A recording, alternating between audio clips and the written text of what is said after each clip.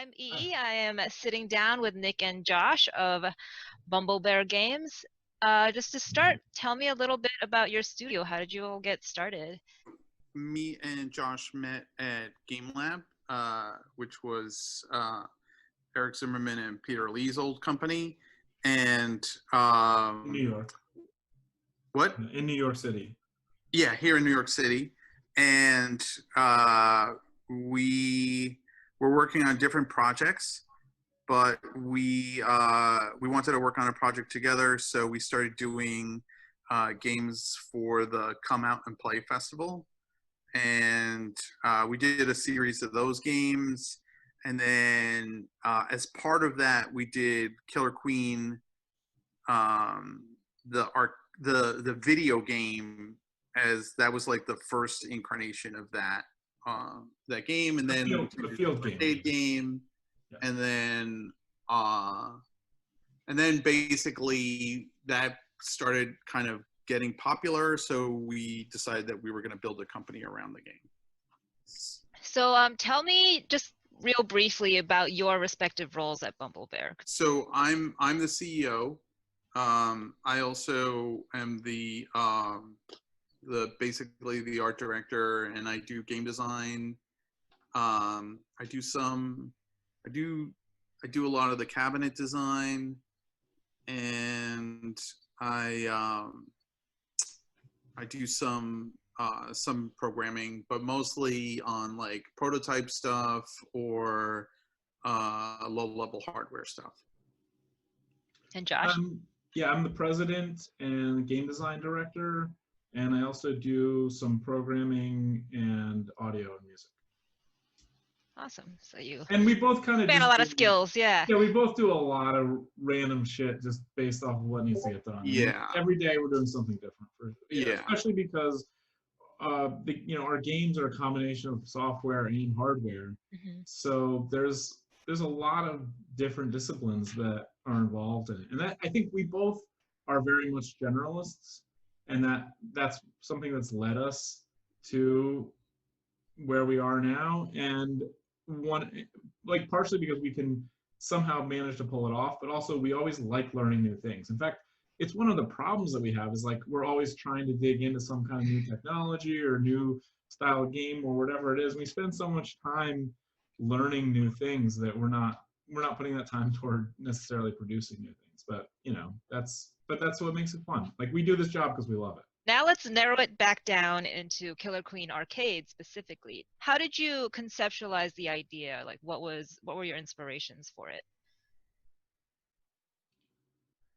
Well, the very, very first conversation we had about it was at Bryant Park.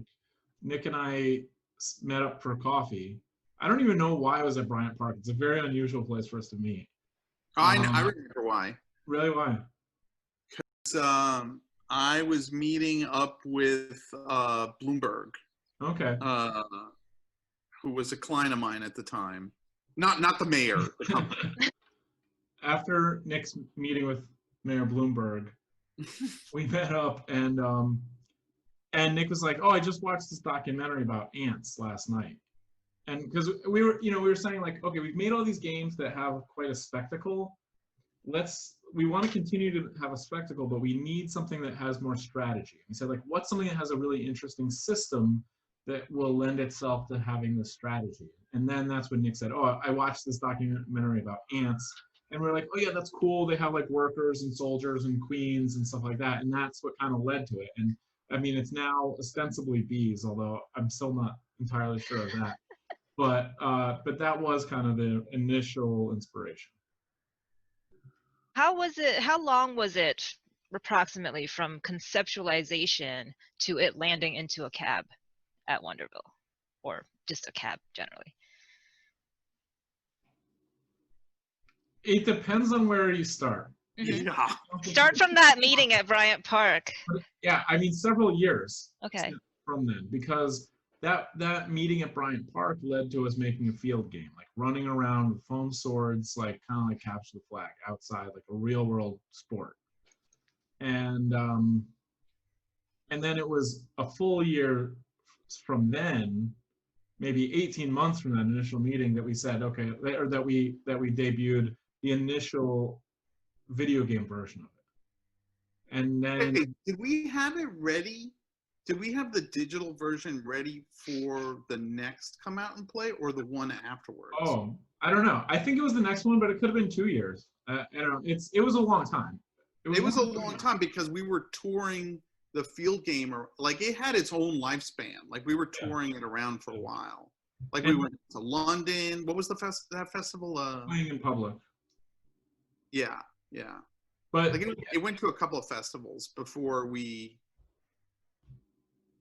Yeah, but we had the digital version at the London show, so maybe it was a year later. yeah, I think it was probably a year, and then, but then even after we had the video game version, it wasn't in a cabinet originally. It was originally with 10 NES controllers and a projector, and it was really No, that's not right. It was 12. 12 controllers. You're right, 12 NES controllers and Wow. a projector, but like basically it was too unruly, and so that led to the development of the cabinet, which kind of made it more under control, reined it into a mere 10 players, and that debuted at No Quarter, which was the NYU Game Center's annual show that they would commission new local multiplayer games for. That was 2014, Nick? 2015? The No Quarter, it was May 3rd, 2013. 2013, okay. And so that was the very first cabinet. So I guess that probably took about 3 years from the initial conception. And yeah. I mean, I think it's also important to note that, like, early on, this was very, very much a hobby project. So, like, things were moving at a glacial pace. What was the point at which you realized it was going to be more lucrative? I think when it went into Logan Arcade in Chicago, like a month later, they were running tournaments. They had like a whole community around the game.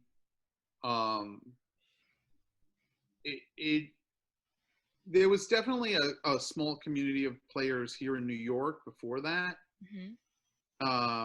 But that was like the first time that we saw it kind of in its natural habitat, really.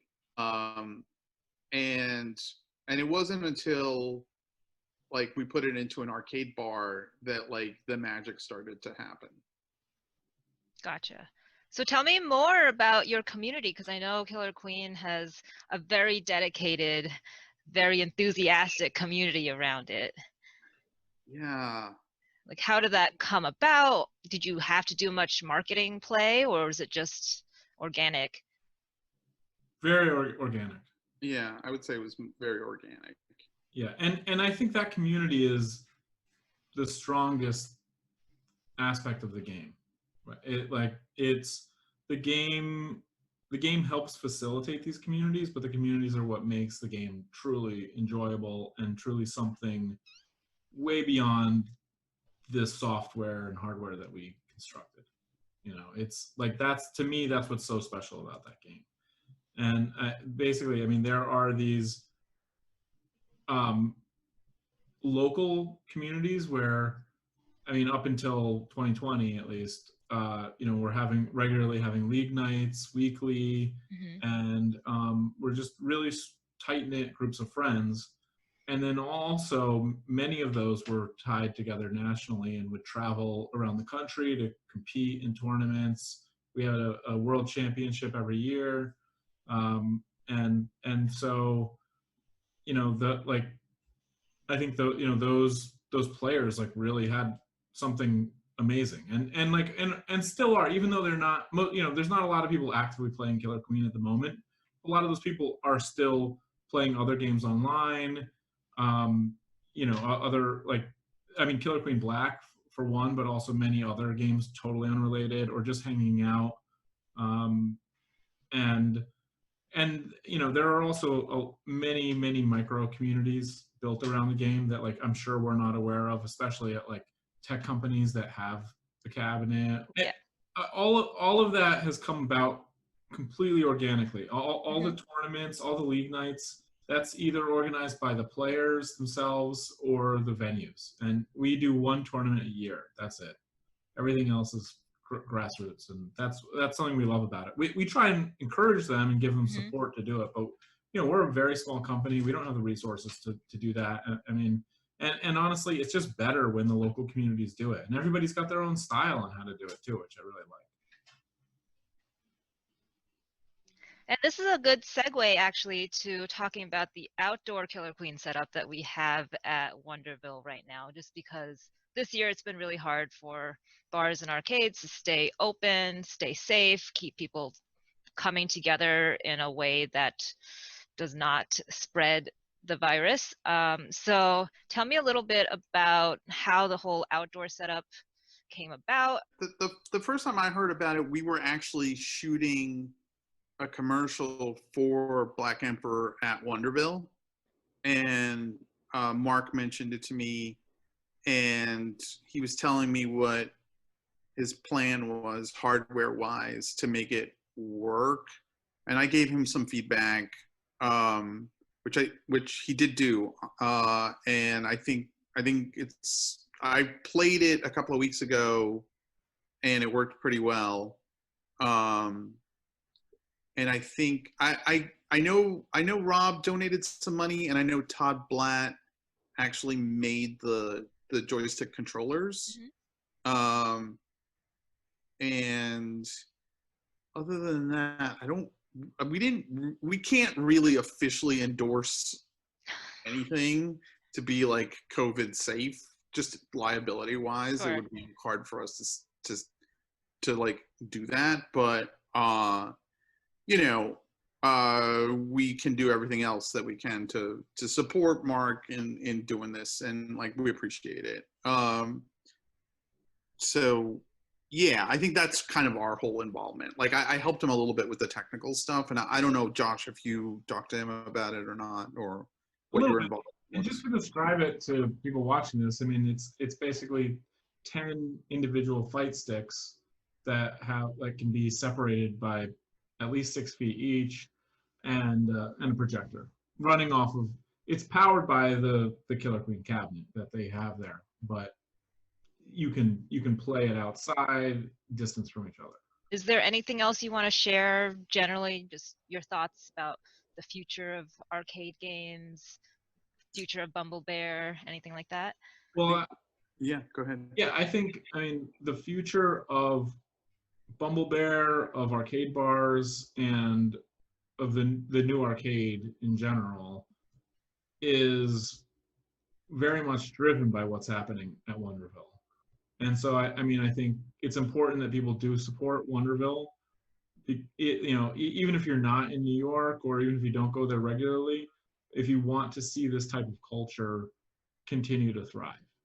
Like, there are many arcade bars. We have been to basically pretty much every arcade bar in the U.S. at this point. Between the two of us, we probably have. Certainly between everybody in our company, we've been to all of them. And there's a lot that are really great in different ways. But I think Wonderville is pushing the envelope as far as original games and games that are trying to break the mold. They're the ones that are doing that the most, and they're giving space to developers and designers to create new games for the arcade that doesn't exist anywhere else. So, that, like, we need it to continue to exist, and to continue to give a space to creators like us and everybody else. I mean, like there are many other styles of games that are coming out of Wonderville as well.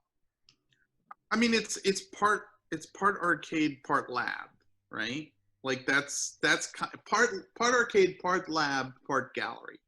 Like that's kind of the way I see it. Whereas most of our customers are arcades, like there's something different there's something very DIY about Wonderville. And like, if you know Mark, and like the whole death by audio thing and whatever, you understand the underpinnings of all of that. but it is unique. I don't think there is anything else like it.